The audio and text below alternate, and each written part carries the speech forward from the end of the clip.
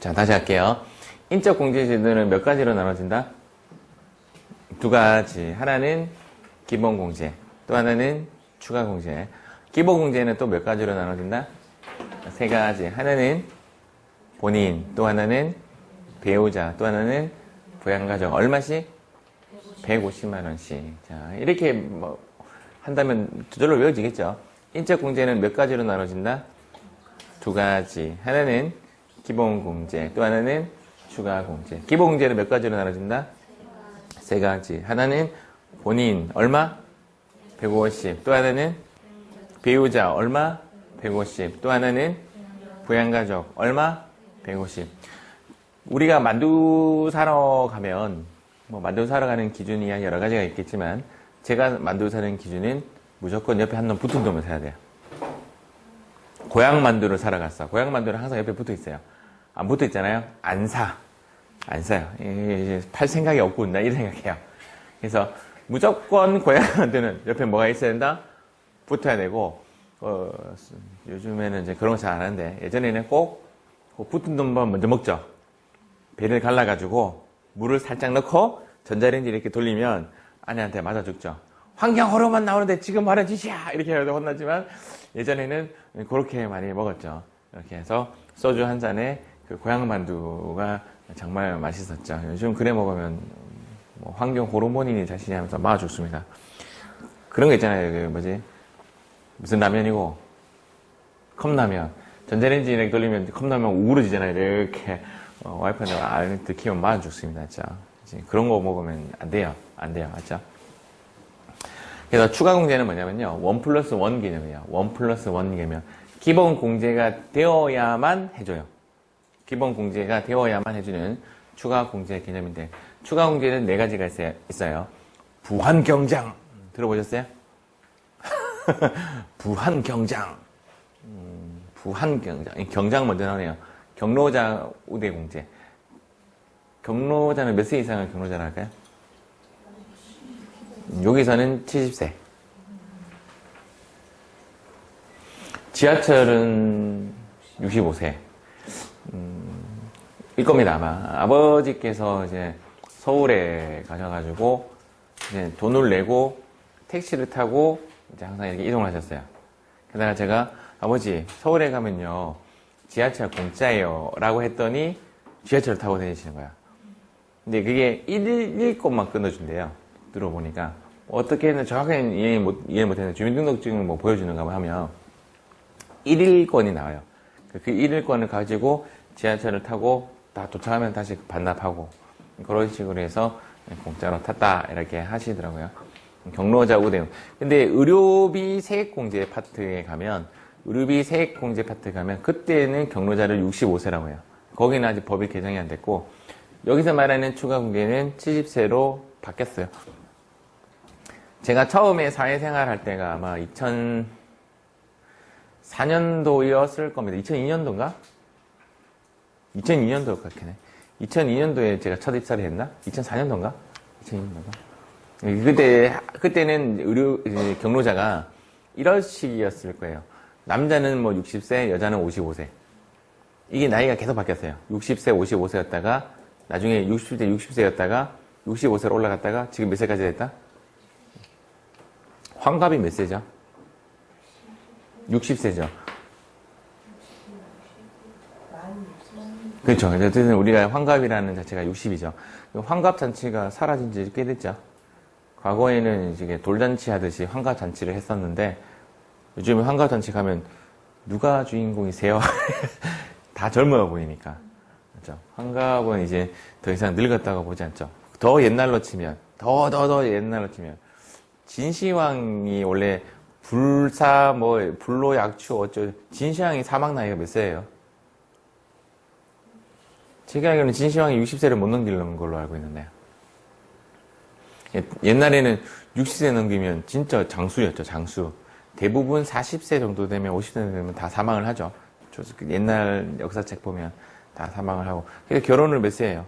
10살 좀 넘어가면 결혼 시작하죠, 맞죠? 빨리 2세를 낳아야. 그런 거 보면, 과거에 이 같은 거 아프면 어떻게 했을까? 이제 이가 제일 뭔데? 제가 듣기로는 그 베토벤이나 그런 사람들의 그 시대에는 로마 뭐 그런 시대 보면 이렇게 그리스 이렇게 포도 송이 이렇게 먹는 거 이렇게 나오잖아요, 그림. 그 사람들 이가 없대요. 이가 사람을 사망을 하게 만드는 원인이라 가지고 사람이 성장하면 이를 다 빼버린대요. 그래서 씹지를 않는데요. 그래서 그 포도 같은 걸 먹으면 그대로 이렇게 위로 들어간대. 씹지를 못해가지고. 풍치 이런 것들이 사람을 사망으로 일으킨대요. 이런 게 썩으면 뇌까지 파고 들어가가지고 그래서 그 당시에는 이가 없대. 그래서 이렇게 그 그림이 멋있어 보일지 모르는데 그 먹는 사람을 씹지도 않고 삼키는 거래. 그래서 그냥 뱉어내고 뭐 그런 시대. 우리는 진짜 모든 걸 다 치유하잖아요. 암만 정복이 안 됐지, 에이즈 이런 거 정복이 안 됐지, 웬만한 건 다 되죠, 맞죠? 그럼으로 인해서 이제 뭐가 일어나는 거죠? 나이에 대해서 연장이 일어나는 거죠. 나이의 연장. 우리가 100세 시대라는 것도 벌써 한 10년 전에 들었던 이야기고, 지금 현재 이야기는 150세대라고 하거든요. 지금 AI 그 4차 산업 어쩌고저쩌고 하잖아요. 뭐 빅데이터 이 내용이 뭐냐면, 예를 들어 설아 씨의 몸을 스캔을 하는 거야. 설아 씨 나이에, 설아 씨 컨디션에, 설아 씨 이런 사람은 4일 후에 감기 걸려가 나온대요. 빅데이터가 지금 현재 우리가 감기 걸리면 일괄적으로 어느 누구나 똑같은 약을 처방하거든요. 그렇지 않고 여러 가지 데이터가 다 빅데이터라는 건 많은 데이터를 이야기하는 거예요. 많은 데이터가 막 들어오면 이 사람은 몇 월 며칠 날 무슨 병에 걸리고 몇 월 며칠 날 무슨 병에 걸리고 몇 월 며칠 날 다 나온대요. 벌써 데이터가 이제 집계가 되면 그러면 사전 예방이 돼버리잖아요. 결론은 뭐냐? 사람은 안 죽는데요. 그래서 뭘 해야 되냐면 죽는 날을 선택해야 된대. 나는 이제 고만 살래. 그런 시대가 온대요, 진짜로. 사람이 사망을 안 한대요. 뭐 이제 이가 어느 정도 되면 이게 교체가 되겠죠. 눈 교체가 되겠죠. 교체 이해가죠. 다 교체가 되고 다 인공으로 바뀌어진대. 그런 시대가 얼마 안 남았대요. 나도 그럴 것 같아요. 갑자기 세상이 달라 보입니까? 어쨌든 우리는 평생 일해야 돼요. 평생 일해야 되고 사망이라는 게 일어날 수가 없대요. 사전 예방이 되니까. 물론 그 기계에 내 몸을 안 넣으면 사전 예방이 안 되고 이제 암에 걸리면 이제 죽는 거지. 암에 걸려도 언젠가 정복되겠죠. 앞으로는 그 병 걸리기 전에 미리 나온대요. 미리 처방이 된다. 아무튼 그런 이야기입니다. 경로자 70세입니다. 얼마 공제 준다? 100만 원 공제 준다. 장애인은 200만 원 공제 주는데 장애인은 사실상 세 가지예요. 하나는 우리가 알고 있는 장애인 있죠. 우리가 알고 있는 그냥 그런 장애인, 뭐 손가락 장애인, 뭐 팔꿈치 장애인, 허리 장애인, 뭐 그런 장애인이고 또 하나는 무슨 장애인이냐면 중증 환자 장애인. 암 환자들 중증 환자라 그러죠. 장애인이라고 되어 있습니다. 제가 카톡으로 하나 보여드릴게요.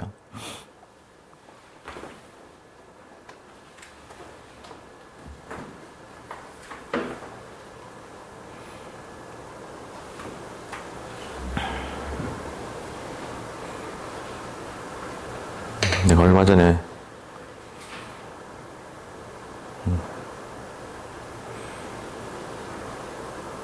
우리 반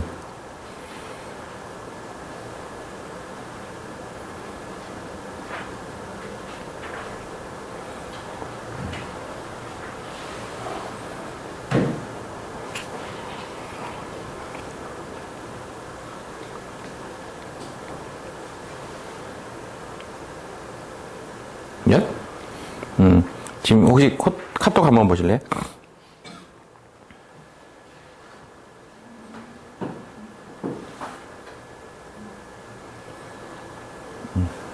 여기 보면 위에 장애인 증명서라고 보입니까? 주민번호하고 이름이 있어서 제가 그거 가렸어요. 여기가 어디냐면 우리 휴게실 책상에서 찍었어요.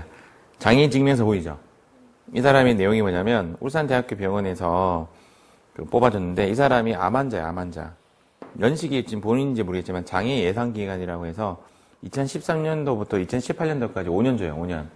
암에 걸리면 5년 동안 장애인 증을 주고요. 5년 동안 국가 혜택을 받을 수가 있어요. 근데 암이 정복이 되면 이때 이후로는 다시 정상인으로 다시 이제 장애인 체크가 안 돼요. 이 친구는 이 친구가 이제 완쾌가 돼가지고 지금은 장애인이 아니죠. 2018년도 연말정산할 때까지 이 친구는 요 200만 원 혜택을 봤어요. 장애인이라는 게 금방 이야기한 대로 우리가 흔히 말하는 그런 장애인도 있고 지금 병원에서 뽑아주는 중증 장애인도 있고 세 번째 장애인은 국가유공자 장애인도 있어요. 국가유공자 장애인, 국가유공자는 저도 본 적은 없는데 어느 분은 또 자기 주변에는 다 국가유공자들밖에 없대요. 국가유공자들도 장애인 체크를 할 수가 있는데 얼마까지? 200만 원까지. 장애인 한번 써볼게요.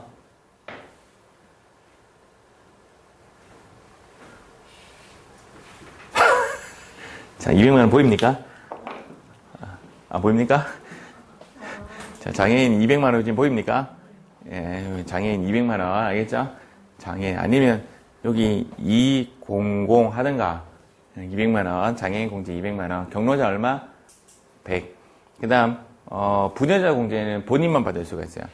그러니까 경로자하고 장애인 공제는 이 세 명이 다 받을 수가 있어요. 세 명이 다 혜택 받을 수 있는 거고, 이 부녀자 공제는 본인만 받을 수가 있어요.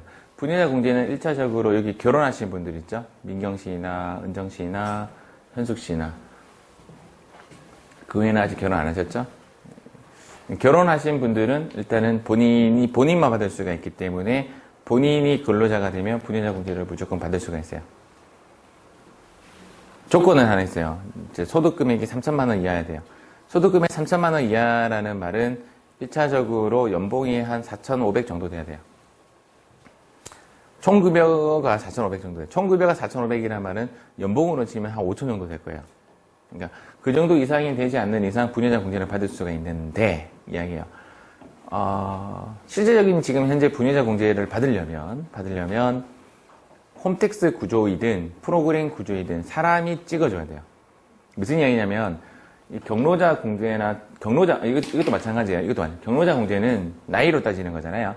주민등록번호를 넣으면 경로자 공제가 자동 체크가 돼요. 근데 얘하고 얘는 자동 체크가 안 돼요. 요 뒤에 나오는 요 한부모 공제까지 요 세 개는 자동 체크가 안 돼요. 자동 체크가 안 된다는 말이 무슨 말이냐? 설아 씨가 한 회사의 회계 담당자인데 직원이 몇 명이냐면 1,000명이야. 그럼 설아 씨가 알고 있는 사람은 1,000명을 다 알지 못하죠. 이 사람이 결혼했는지 안 했는지 어떻게 알아요? 몰라요. 그래서 부녀자 공제를 체크로 누락할 경우가 상당히 많습니다. 그래서 얘는 결혼했고 대상자가 되는데도 불구하고 못 받는 사람도 있고 장애인도 마찬가지예요. 이 사람이 장애인지 아닌지 장애인 그 증을 내야만 알 수가 있는 거죠. 과거에는 대부분 회사가 그걸 집계해서 처리를 했기 때문에 누락되는 경우는 허다고요. 엊그제도 우리 주말 수업하는 데에서도 누락된 거 봤어요. 누락되어 있습니다. 부녀자 공제가. 요거는 자기가 챙기셔야 돼요. 그리고 스스로 내가 결혼했다는 걸 안 알릴 수도 있죠. 지금 여기 나오는 이제 한부모 공제도 마찬가지로 한부모 공제는 일단은 배우자가 없어야 되고요. 자녀가 있어야 돼요. 배우자가 없고 자녀가 있어야 되는 조건은 사별, 이혼 또는 비혼도 있죠. 이런 경우에 결혼 안 하고 배우자가 없는 상황에서 자녀가 있으면 한부모 공제를 받을 수가 있어요. 한부모 공제는 본인만 받을 수가 있어요. 본인만. 부녀자 공제는 여자만 받을 수가 있고요. 한부모 공제는 남자든 여자든 다 받을 수가 있어요. 김종국이 노래를 불렀죠. 무슨 남자가 있다 그러죠? 한 남자, 한. 자, 됐죠? 이해했어요? 자, 숫자 외웠어요? 한. 얘는 남자든 여자든 다 되는 거예요? 아니면 여자만 되는 거예요? 반만 되니까 50. 자, 100, 200, 50, 100. 아시겠죠? 경로자는 어떻게 외울지 나도 모르겠어요. 경로자는 100, 장애인은 200, 부녀자는 50. 한 부모는 얼마? 100만 원. 얘는 배우자가 없이 자녀가 있으면 됩니다. 자녀를 회계책에는, 우리 세법책에는 직계비속이라고 합니다. 직계비속하고 직계존속하고 혹시 헷갈리면 이렇게 외우세요. 선미 씨는 부모님이 있다 없다? 존재하죠. 존속. 선미 씨는 자녀가 있어요 없어요? 비어 있죠. 비속. 자, 어떻게 외우시면 됩니다. 위는 존속, 아래는 비속. 이렇게 외우시면 됩니다. 자, 가볼게요. 추가 공제는 경로자 공제 얼마? 100. 장애인 공제 얼마? 200. 부녀자 공제 얼마? 50. 한부모 공제 얼마? 100. 오케이. 자, 인적 공제 제도는 몇 가지가 있다? 두 가지. 하나는 기본 공제, 하나는 추가 공제. 1 플러스 1이 있고, 기본 공제는 몇 가지? 세 가지. 얼마? 150, 150, 150. 누구? 본인. 그 다음 배우자. 그 다음 부양가족. 추가 공제는 1 플러스 1 개념인데, 처음에는 순서는 안 중요한데, 저는 보통 부안경장이라고 하는데, 근데 순서를 이렇게 하는 이유가, 그 홈택스 순서는 이렇게 돼 있어요. 경로자 얼마? 100. 그 다음 두 번째. 장애인 얼마? 200. 그 다음. 부녀자 얼마? 50. 그 다음. 한부모 공제 얼마? 100. 오케이. 부녀자 공제는 일단 결혼한 사람들이 소득 금액 3천만 원 이하. 이걸 외우려고 하면 부녀자를 손가락으로 외우시면 돼요. 부녀자. 몇 개? 3천만 원. 나중에 보면 3천만 원, 4천만 원, 2천만 원 여러 가지가 나와요. 7천만 원까지 나와요. 헷갈리면 글자로 외우면 됩니다. 부녀자 3천만 원. 3천만 원 이하인 자가 결혼한 여성은 일단 되고요. 결혼 안 한 설아 씨가 하고 싶으면 세대주이고 부양가 중에 하나 있으면 돼요. 세대주가 되고 부양가족이 돼. 세대주가 되는 방법은 동사무소 가서 저 세대주 교체할래요 이렇게 해주면 세대주가 되고요. 또는 뭐 어디로 전출만 가도 전입만 해도 세대주가 되죠. 세대주 되는 방법은 되게 간단하고, 부양가족이 있어야 된다는 말은 뭐 엄마를 내 부양가족으로 넣는다든지 하면 결혼 안 해도 부녀자 공제는 받을 수가 있습니다. 단 조건은 여자만, 남자는 안 돼요. 그리고 한부모 공제는 요 두 개는 본인이 받을 수가 있는 거예요. 본인이 받을 수가 있는데, 누가 없어야 돼요? 배우자가 일단 없어야 되고, 누가 또 있어야 되죠? 직계, 비속이 있어야 된다. 요거는 세 명이 다 받을 수가 있고, 요 두 개는 본인만 받을 수가 있는데, 부녀자하고 한부모도 동시에는 안 돼요. 동시에 안 된다는 말은 동시에 된다라면 한부모를 받습니다. 응? 좀 더 큰 걸로 받는 거죠. 동시에 받으면 100이 받는 게 낫죠. 100 공제에 받는 게 낫죠. 내가 예를 들어 여자고, 나이가 70세가 넘었고, 나는 손가락 장애인이고, 그리고 나는 배우자가 현재 없고, 직계 비속이 있어. 자, 이렇게 한번 가볼게요. 그러면 나는 본인 공제 받을 수 있죠. 나 입장에서 나는 본인 공제 받을 수 있죠. 나는 70세 넘었죠. 경로자 받을 수가 있죠. 손가락 장애인이죠. 장애인 공제 받을 수가 있죠. 배우자가 없죠. 그리고 직계 비속이 있죠. 한부모 공제 받을 수 있는 거지. 그러면 나는 150에 100만 원 받고 200만 원 받고 100만 원 받고, 얘가요? 그리고 우울하고 70세 넘었는데 아직도 잘 부양할 가족이 있다. 힘들지 않죠? 이렇게 받을 수 있습니다. 여기는 중복 공제가 되는데 이 두 개는 중복이 안 돼요. 이 두 개는 중복이 안 되고, 이 두 개는 세 명 다 받을 수가 있어요. 내 배우자는 70세 넘고 장애인이고, 그리고 뭐 이래요. 그러면 배우자 공제 받고, 경로자 받고, 장애인 받고, 부녀자는 못 받아요. 왜냐하면 부녀자는 나만 받을 수가 있다고. 이해가죠? 여기서 오해하시는 분들이, 이렇게 오해하시는 분들이 있더라고. 내 남편이 나를 공제할 때, 그럼 나는 배우자죠. 그럼 나는 배우자이고, 나는 장애인이고, 나는 부녀자 공제를 받을 수 있다. 이건 아니죠. 부녀자 공제는 근로자 본인만 받을 수 있다고. 알겠죠? 이 두 개는 근로자 본인만 받을 수가 있습니다. 인적 공제 제도는 그릇으로 공제를 하고 나서, 그리고 나서 물의 수위가 쭉 낮아진 거죠. 맞죠? 쫙 낮아지면 여기 눈금이 6개가 있고, 몇 단계라고요? 여기서 시험에 나오는 건 요거 딱 하나예요. 요거 하나. 7단계 초과 누진세, 이렇게 요것만 시험나요. 7단계 초과 누진세, 요것만 나와요. 요거는 시험에 안 나와요. 지금 제가 보여드리려고 하는 요 부분은 시험에 안 나와요. 그래서 그 눈금이 나왔다면 눈금을 보고 세금을 계산하겠죠. 세금을 계산할 때 만약에 그 물의 수위가 쭉 낮아져가지고 1,000만 원이 났어요. 1,000만 원이 나오면 요렇게 곱하면 돼요. 이해 갑니까? 1,000만 원이 나오면 1,000만 원 이하가 되니까 요 구간이죠. 곱하기 몇 퍼센트? 6%에서 정답은 얼마가 나오겠어요? 1,000만 원이니까 60만 원 이렇게 나옵니다. 3,000만 원 나오면 요 구간이죠. 그러면 3,000만 원에 곱하기 뭐 한다? 15% 빼기 얘를 합니다. 빼기 1080000. 한번 계산기 한번 두드려 봅시다.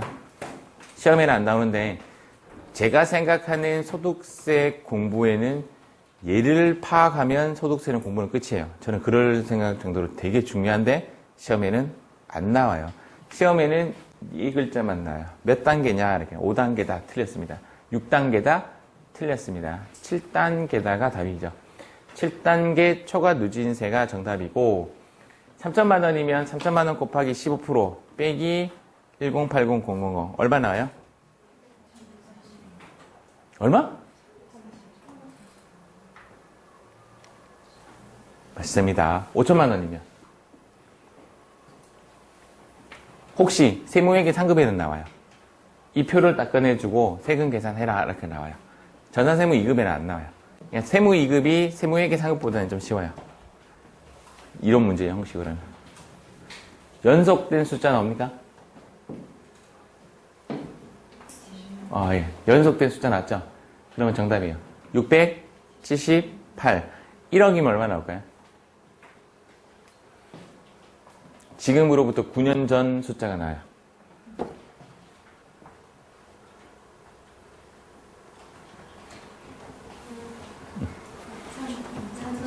2010만 원 나와요? 2억 얼마 나와요?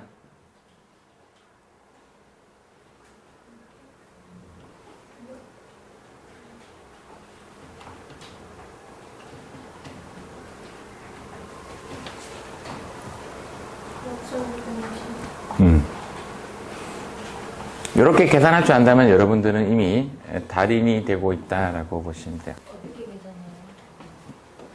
이거 아니면 이거? 요거? 다? 요거 3,000만 원이면 요거 곱하기 15 빼기 이거. 곱하기 이거 빼기 이거. 5천만 원이면 요 구간이니까 곱하기 24% 빼기 522만 원. 한번 해보세요. 안 나와? 요거 곱하고, 요거 빼고. 3,000 곱하기 10. 이게 그 계산기는 3,000 곱하기 15%는 해줘야 돼. 15% 빼기 해버리면 거기서 15% 빠지거든. 15%는 하고 빼기 108만 원 이래야지. 이 계산기가 퍼센트는 빼기 하면 빼기가 돼요. 왜 계산기 안 두드리는데요? 언제 했지? 이거 얼마일까요?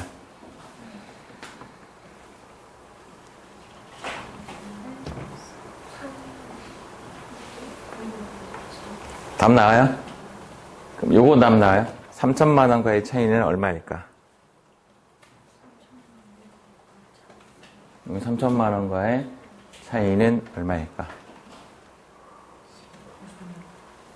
3,000만 원과의 차이. 15만 원 나오죠?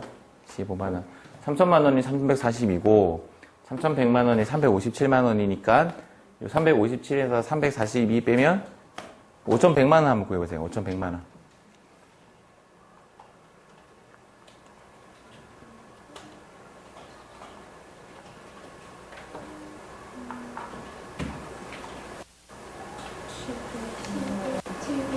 그럼 5천만 원과의 차이는?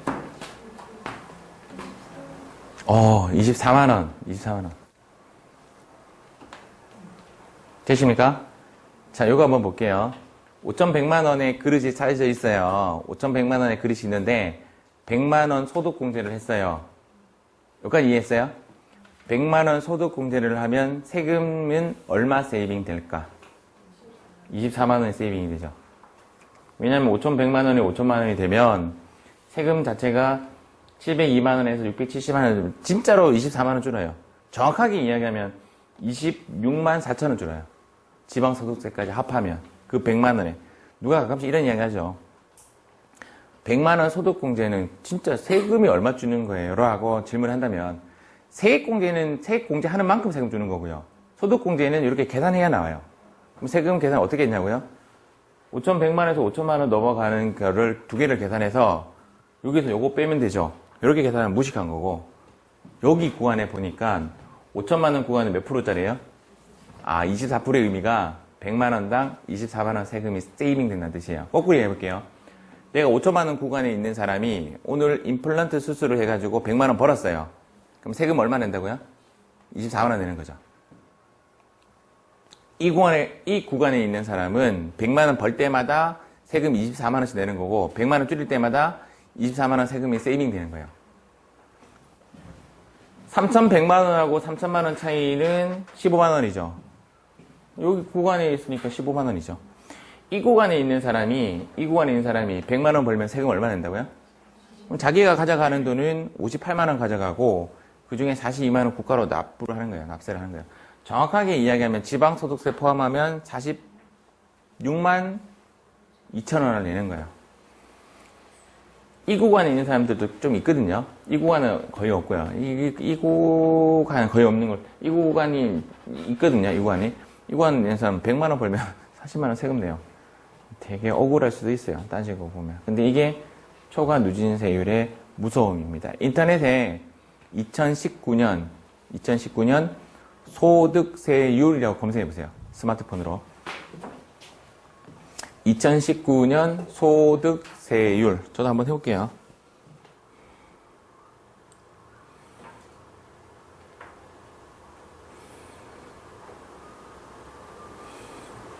(2019년) 소득세율이라고 하고 검색. 2019년 종합소득세율 누구나 알 수 있다. 뭐 이렇게 나오죠? 처음에 거 한번 클릭 한번 해볼게요. 딱 클릭하니까 쪽쪽쪽쪽쪽쪽 밑으로 막 내리니까 연마표 나오죠? 뭐 알록달록하게 해놨네요. 맞죠? 이렇게 또 이렇게 거꾸로 가서 그 밑에 것도 하나 있죠. 블로그. 뷰라고 돼요. 블로그. 꿈척이의 세상. 오, 한번 딱 눌러보세요. 딱 눌러보면 쭉쭉쭉 내려보면 요 표 있죠? 이 표는 어디서든 볼 수가 있어요. 표가 있으면 뭐해? 계산할 줄 알아야지. 계산하는 방법 이제 아셨죠? 이거는 1년마다 바뀌어요? 잘 안 바뀌어요. 근데 박근혜 정부부터 지금까지 급변했어요. 급변하는 게 얘가 바뀐 게 아니고요. 5단계에서 6단계, 7단계, 8단계 늘어났어요. 세금 더 때리려고 더 올라갔다고. 처음에는 1, 2, 3, 4, 5 여기가 끝이었어요.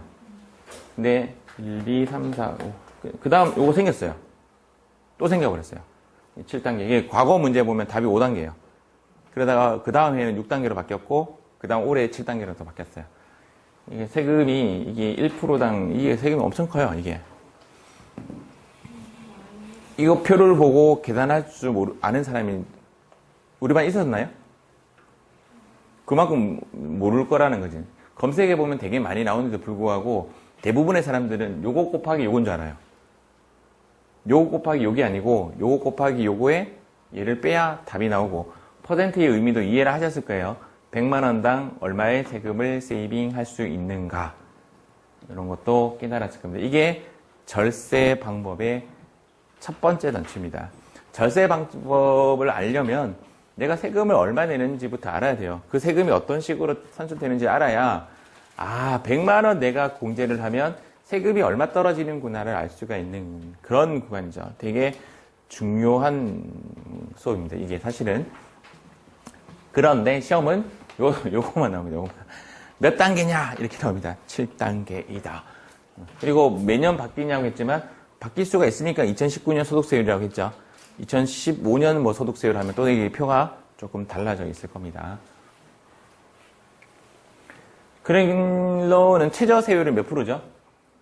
6%죠. 근데 이 사람이 100만 원 소득공제하면 세금 세이빙 되는 게 6만 원 세금이 세이빙이 되는 겁니다. 최저세율은 6%예요. 최저로 내는 세금은 6%. 가장 많이 차지하고 있는, 우리 국민들이 가장 많이 차지하고 있는 부분은 이 두 단계. 이 두 단계가 가장 많이 차지하고 있어요. 그 중에 제 생각에는 이 단계가 더 많을 거예요. 이 단계가 훨씬 많아요. 그러니까 대부분의 사람들 일단 머릿속에는 100만 원 돈을 벌면 15만 원 세금 낸다라고 생각하시면 돼요. 100만 원 돈을 벌면 15만 원 세금 낸다. 그런데 이야기예요. 그런데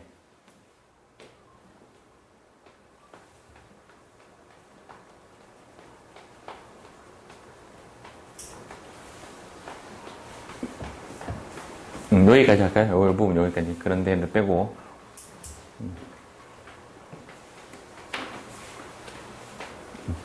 요 다음 이야기는 제가 나중에 세액공제 가서 이야기해 줄게요. 소득세의 특징 중에 하나가 개인 단위 과세인데 부부나 합산하거나 세대별 과세를 하지 않는 게 원칙이에요. 설아 씨가 번 돈이랑 설아 씨 아빠가 번 돈을 합해서 세금 매기지 않습니다. 따로따로 세금 매깁니다. 저랑 제 와이프 돈 번 돈을 따로따로 세금 매깁니다. 아빠와 아들도 따로따로, 부부도 따로따로, 전부 다 개인별 과세를 한다 이 말이에요. 차량 정비, 아까 전에 제가 넘어갔던 말 중에 하나가 요거 한번 살짝 보고 갈게요. 요거 하려면 요거 조금 기억해야 돼요. 3천만 원의 세금이 얼마 나요? 342만. 대충 퍼센트 한 몇 퍼센트? 11%죠. 그래서 대충 딱 감각이에요. 아까 전에 제가 부가세는 10% 딱 나오죠. 소득세가 대충 이 사람 소득이 얼마인지 대충 딱 보고 이 사람 소득이 한 2, 3천만 원이다라면 세금 한 10% 소득세 이렇게 생각하시면 돼요. 그런데 요 구간 되니까 몇 프로 정도 돼요? 올라가면 올라갈수록 퍼센트가 커지죠. 여기는 25% 정도 되죠. 요거 하나만 기억해 볼게요. 요거 하나만. 자, 1,000만 원 얼마? 지금으로부터 9년 전. 1억은 2,010만 원. 5천만 원 얼마죠? 678만 원. 요거 얼마?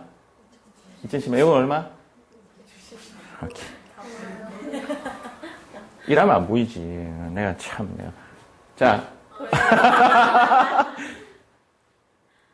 안 보이네, 안 보이네. 1억 얼마? 2015. 보이는 잘 보여요. 그러면? 요거 다음 내용을 좀 들으려면 요거 좀 알아야 돼요. 저게 근데 연봉 기준이에요? 실수령의 기준? 둘 다 틀렸습니다. 그래서 연봉 기준이죠. 그렇게 말하면. 실수령액은 아니에요. 실수령액은 다 빼고 난 나머지니까 실제는 연봉인데 연봉보다는 작아요. 그 이유도 나중에 설명해 드릴게요. 연말정산 할 때. 근데 우리가 생각하는 연봉보다는 작고요. 지금 말하는 실수령액보다는 많죠. 그러니까 내가 월급은 200 책정했는데 실제 수령액은 150을 받는다. 그럼 150 기준이야, 200 기준이잖아요. 제가 말하는 건 한 170 정도예요. 그 기준이고, 차량 정비업을 하는 A씨는 열심히 일을 해갖고 이익을 1억을 벌었습니다. 이익을 1억이라는 거는 매출을 말하는 거예요. 필요 경비를 빼고 난 나머지를 이야기하는 거예요. 나머지입니다. 그러니까 실제 매출은 한 5억이고, 뭐 필요 경비는 한 4억이어가지고 자기 거머쥔 돈은 1억이에요. 1억을 거머져서 세금을 얼마 내야 되는가? 2,010만 원 내야 돼요. 자, 여러분들이 차량 정비업을 한다고 생각할게요. 차량 정비업을 하는 사람들의 손은 뭔 주름의 기름때입니다. 그분들이 가장 좋아하는 것은 비누. 손을 깨끗하게 해주는 비누. 내가 아시는 차량 정비업 하시는 분은 돈 많이 벌어요. 많이 버는데 어디 사회생활을 못 하겠대. 어디 가서 악수를 되게 하려고 하면 온 손에 뭐가 있는 거예요? 기름. 특히 요 손톱 요 사이 있죠, 요 사이. 안 지워진대. 자기가 제일 좋아하는 건 정말 손을 세척해주는 비누 있잖아요. 그분들은 손 세척할 때 이렇게 세척 안 해요. 때밀이 수건이죠. 때밀이 수건으로. 손이 워낙 기름과 노니까 스트레스인 거야. 그러니까 돈을 열심히 1억을 벌었는데 세금 얼마라고? 속 뒤집어지죠. 맞죠? 끊었던 담배를 다시 꺼내들었다. 열심히 일을 했던 결과가 이렇게 돌아오다니. 와, 1억 벌었는데 세금 2천만 원 내보세요. 속 뒤집어집니다. 1억 벌기 위해서 새벽 5시 나가고 밤 새벽 2시 들어가고. 무슨 말이야? 2시 들어가고 5시 나왔다는 말이 3시간 잤다는 거잖아. 맞죠? 이렇게 열심히 일을 했더니. 근데 아들에게 물어보니까 아들이 개인 단위 과세라면서 아빠 소득과 내 소득을 5천 5천 쪼개자고 한 거야. 아빠도 이 일을 도와주고 있는 애야. 아들이 이 일을 도와주고 있어. 1억을 아들 이름으로 5천 보내고 내 이름으로 5천을 보낸 거지. 5천에 대한 산출세액이 얼마였죠, 아까? 그러면 세금이 1356만 원 되네요. 무려 2010만 원을 내던 세금이 1356만 원으로 세금이 깎아졌죠. 무려 654만 원의 세금이 떨어졌잖아요. 탈세일까, 절세일까? 아니, 그냥 아들 이름으로 바꿨을 뿐인데 세금이 650만 원이 까졌는데 이게 절세라고? 절세입니다. 절세입니다, 절세. 이해가요? 너무 기쁜 나머지 친구에게 명의를 빌려가지고 10개로 쪼갰어요. 그러니까 1억을 10명으로 쪼개니까 한 명당 들어가는 소득이 얼마죠? 천 이렇게 되는 거잖아. 그러면 세금이 1000만 원당 세금 60만 원이죠. 6% 구간이니까. 그러면 세금이 얼마가 나온다? 600만 원. 즉 1410만 원의 돈이 세이빙이 되죠. 처음에 2010만 원 나왔었는데 지금 600만 원밖에 안 나오니까. 이해가요? 절세일까, 탈세일까? 왜 아까 그거는 절세고 왜 이거는 탈세죠? 정답입니다. 일을 했느냐 안 했느냐 차이예요. 이 방법을 썼던 게 이번에 버닝썬이에요. 버닝썬. 버닝썬 할 때 그 사장이 바지 사장이 어쩌고 저쩌고 하면서 이래 해서 탈세를 해가지고 걸려가지고 그 이야기 들어보셨어요, 뉴스에? 그게 이 방법 쓴 거예요. 사람을 데려다서 가지고 소득을 쪼갠 거예요. 그러니까 실제적으로 매출을 누락시킨 게 아니고 사람을 쪼개서 세금을 줄인 거예요. 근데 실제로는 일을 한 사람이다, 안 한 사람이다? 안 한 사람이 되면 탈세가 돼요. 아들이 실제로 이 아들이 서울에서 뭐 어떤 다른 일을 하고 있는데 아빠가 아들 이름을 빌려서 했다. 이거는 탈세예요. 아들하고 같이 일을 해야 그는 합당한 법이 되는 거죠. 제가 아내랑 같이 일을 하잖아요. 이 방법을 쓸까요, 안 쓸까요? 써요. 당연히 써요. 그런데 이제 여기서 놓치고 있는 부분이 뭐냐면 4대 보험이 부과가 돼요. 4대 보험까지 생각해서 계산을 해야 정확한 절세의 방법이 나와요. 4대 보험까지. 4대 보험이 나온다는 말이 무슨 말인지 아시겠죠? 아내한테 넘기면서 세금이 이렇게 줄지만 여기서 이제 플러스 4대 보험이 나와요. 추가로 이제. 왜냐면 아내를 내 부양가족으로 넣어버리면 4대 보험 안 나오잖아요. 아내를 쪼개버리면 세금이 줄어드는 대신 4대 보험이 올라가죠. 그거까지 계산해. 4대 보험이 얼마가 나오냐면 건강보험하고 국민연금만 딱 계산하면 16% 나와요. 거기에 플러스 알파에서 한 18% 정도를 생각해야 돼요. 세금은 이제 두 번째 구간이면 안 쪼개는 게 낫고 세 번째 구간부터는 쪼개는 게 나아요. 같이 일을 해서 쪼갠다는 거는 24% 구간에 들어가면 이제 쪼개주는 게 좀 더 합리적이에요. 쪼개서 소득 확 반 나눌 필요는 없어요. 왜냐하면 소득의 구간이 떨어질 거 아니에요. 쪼개면 쭉 떨어지면 15% 구간 가면 굳이 안 쪼개야 되니까. 이해 가시죠? 그래서 약간 조율을 하는 것도 절세 부분 중에 하나예요. 그래서 보통 이런 질문을 많이 해요. 아내랑 소득을 좀 쪼갤 건데 월급을 얼마로 책정하는 게 좋을까요? 그게 아까 그 표로 이제 계산을 하는 거예요. 그럼 아내 월급을 얼마 책정하십시오. 이렇게. 사장님 월급을 얼마로 책정하는 게 좋을까요? 사장님 월급을 만약에 뭐 1억을 책정했다라고 하면 그렇게 책정하면 세금이 40%밖에 넘어갈 거 아니에요. 예를 들어서. 그럼 40% 넘어가면 법인세는 보통 20%거든요. 너무 많이 내는 거지. 그럴 때는 차라리 급여 수준을 조금 낮추시고 나중에 배당으로 가져가는 게 좋습니다. 이런 게 이제 하나의 절세 방법 중에 하나예요. 가져가는 것도 무조건 많이 가져간다고 해서 좋은 게 아니에요. 세금을 많이 부과가 되기 때문에. 배당소득은 14%거든요. 그러니까 14% 그런 거 따져보면 배당소득이 나을 수도 있는 거지. 40% 내느니. 맞죠? 어차피 절세, 그쪽은 절세예요. 세금 계산 부분에 대해서. 뭐 양도도 이야기 들어봤죠? 양도도 이번에 팔고 그 다음 1년 지나서 파는 거랑 지금 당장 2개 파는 건 달라요. 똑같이 팔 거라면 그리고 어느 것을 먼저 파느냐에 따라 또 달라요. 그런 것도 이제 생각을 해줘야 되겠죠. 근데 이런 방법을 쓰는 거를 뭐라고 하냐면 어디 갔나? 이런 방법을 쓰는 걸 뭐라고 하냐면 나중에 한번 언급하긴 할 건데 시험에는 안 나오는데 연분연승법이라고 그래요. 연분연승법. 그러니까 이렇게 연으로 나누어서 다시 승하는 계산 방법이 있어요. 그래서 여기 좀 따지고 보면 이 방법이 세금이 제일 작잖아요. 이런 방법을 쓰고 있는 실제 소득은 퇴직소득 같은 거. 이런 방법을 써요. 퇴직소득은 이게 10명이 아니고 10년, 20년 이렇게 해서 세금을 쫙 낮춰버려요. 연분 연수법을 쓰는 게 두 가지가 있거든요. 퇴직소득하고 직장공제 초과 반환금 이런 게 있는데 그건 나중에 그때 한번 설명해 드릴게요. 어쨌든 세금이 작아진다는 거 느끼셨죠? 그 정도 느끼시면 돼요. 자, 납세 의무자는 거주자하고 비거주자를 납세 의무자라고 합니다.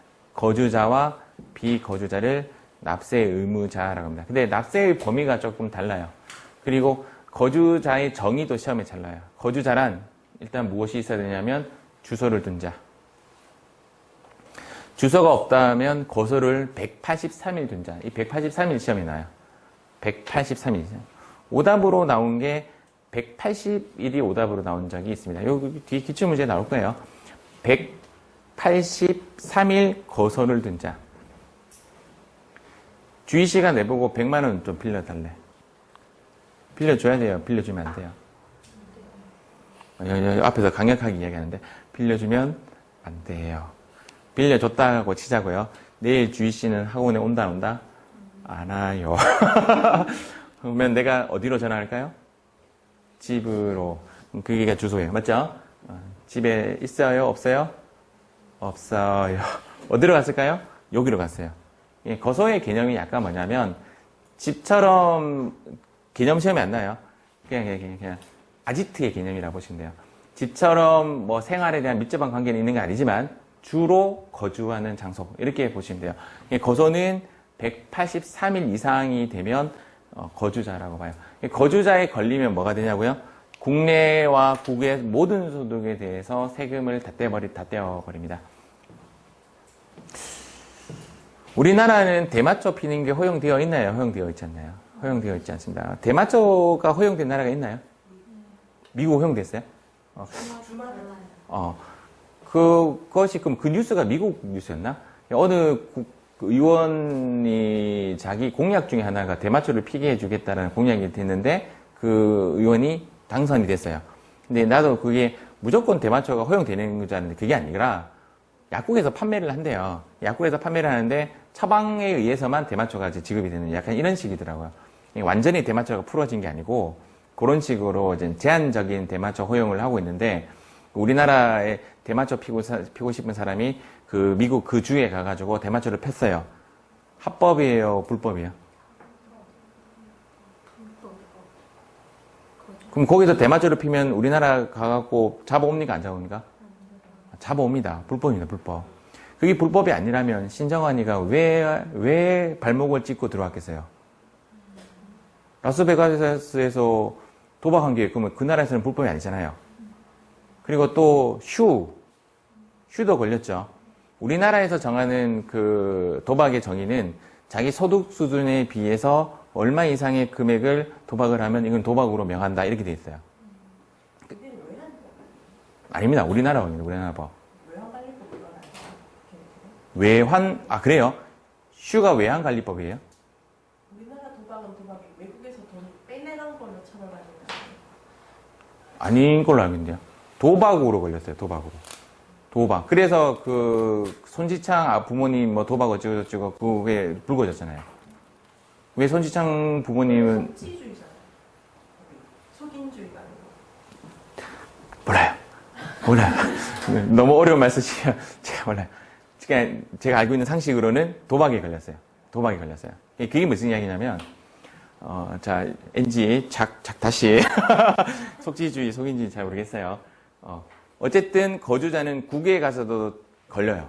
국외에 가서 걸린다는 게 제가 그때 저는 그 사례도 그렇게 생각했는데 거주자라서 신정환이가 거주자라서 우리 국내 도박법에 걸린 것으로 나오고 뉴스에도 계속 도박으로 나왔는데 라디오에서도 계속 도박 이야기 나오고 도박의 정의에 대해서 계속 나오고 신정환이가 결론적으로 와가지고 도박 때문에 걸린 거란 외환관리법은 우리나라 돈을 빼냈다는 거잖아요. 그거는 모르겠어요. 슈는 정확하게 모르겠어요. 슈는 도박 때문에 걸렸는데 그게 뭐 돈 빌려주고 안 빌려주고의 그 관계가 좀 불거져가지고 뭐 돈 빌려준 사람이 신고해가지고 걸렸나 뭐 그런 식으로 걸려서 정확하게 모르겠어요. 어쨌든 내용은 거주자도 국외소득에 대해서 과세한다 이 말입니다. 국외소득. 우리나라가 국외소득이 발생될 일이 뭐 있죠? 외국에 주택을 산다든지 외국에서 외국 회사에 근로를 한다든지 이러면 거주자인 경우에는 세금을 때립니다. 요것 때문에 또 불거진 것 중에 하나가 그 베트남의 감독 박항서.